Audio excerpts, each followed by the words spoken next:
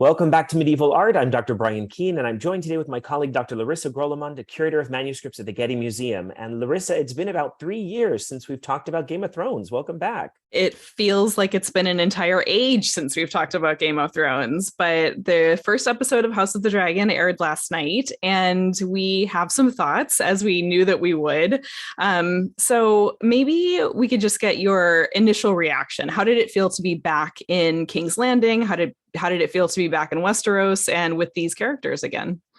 I felt like there were so many opportunities for mega fans to be delighted. We saw sigils, we knew the houses, we were introduced to new characters, we had references to deep history that we've long anticipated, but there were a lot of new surprises. I was really glad to see what I'm used to seeing in the costuming, some really beautiful new designs now by Janie Tamim, drawing on Michelle Clapton's sort of historical looks. But there were also the typical expected sexual violence, brothel scenes, drinking, jousting, all the medievalisms I think that we've come to expect from Game of Thrones. So what about you? How did you feel in our 3-year hiatus? I am often very skeptical of prequels because I feel like they're often very future looking and very future forward. And there was a lot of Easter eggs, a lot of little hints, a lot of references for fans of Game of Thrones. We got Rickon Stark and a few other sort of ancestors of characters that we know and love from Game of Thrones. And also some really kind of interesting shots of places that we're really familiar with too. So we were in King's Landing for much of the episode, but we also got references to Dragonstone and the Dragon Pit and some of the other places that were sort of ruins or had been left or forgotten in Game of Thrones, kind of in their fullest glory. What I thought was fascinating about this episode, as a medievalist, I'm always looking for medievalisms, of course, and there were lots of things in this episode to choose from. We had references to consulting the moon charts, references to bodily humors, references to jousting and to honor, and this idea of finding history in manuscripts and looking at illuminated manuscripts, which were curiously written in English, which I also really, really loved as a detail.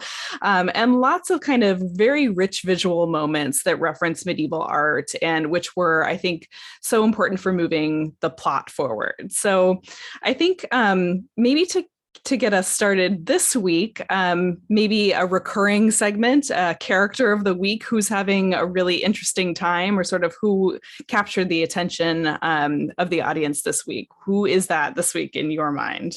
Gosh, I think I'd have to say Daemon Targaryen. He really does steal the show. We're sort of already watching out for him. But of course, the friendship that we already see between Alicent Hightower and Rhaenyra Targaryen, they're of course really, foregrounded in this episode. I just want to put a little note out there for Rhaenys Targaryen and Corlys Velaryon. I am there to watch their relationship. They are sitting back drinking that wine in the Cersei Lannister fashion as those jousting men are making fools of themselves in their, summer of youth. They've not been battle trained.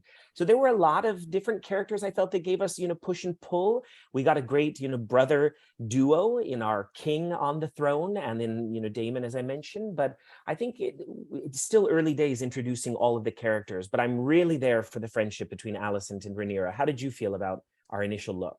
I really like that kind of female friendship developing kind of on the side too, independently. And I was also really interested in Otto Hightower and his kind of role as Hand of the King, somebody who feels like maybe a spoiler for Daemon kind of later on in the series. We'll see how that goes.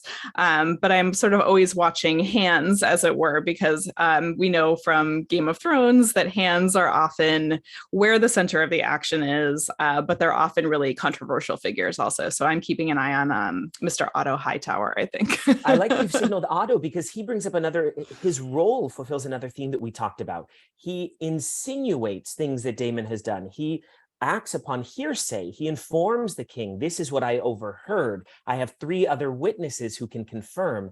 And as we know from reading Fire and Blood, the book on which House of the Dragon is based, there are all these competing histories and competing accounts of what happened centuries later. And that's something I'm really excited to see how the showrunners lean into in this series. So already suggesting a sense of rumor or hearsay, and we never actually say anything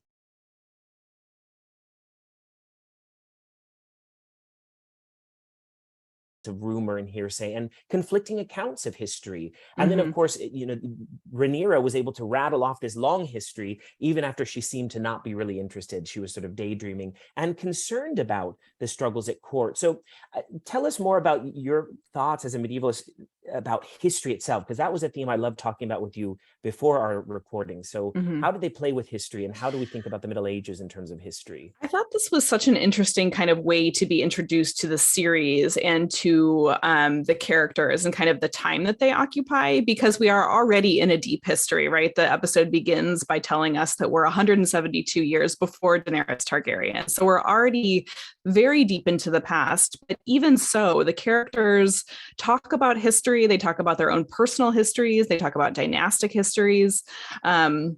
And this, I think, is really kind of fascinating because King Viserys goes down to look at Balerion the Dread's skull in the basement and sort of says that Balerion was the last to see old Valyria before the Doom. And so there's already this reference, I think, even further back in history. And so we're getting this really interesting layering, I think, of pasts on top of pasts, and then while also looking very forward to the future. And one thing that I was sort of very interested in was the appearance of books throughout the episode and the idea of books containing those histories. But not just that, but the characters really kind of interacting with those books and seeing themselves reflected in them, while also kind of reflecting on the idea that it's up to them to continue their futures, continue their histories.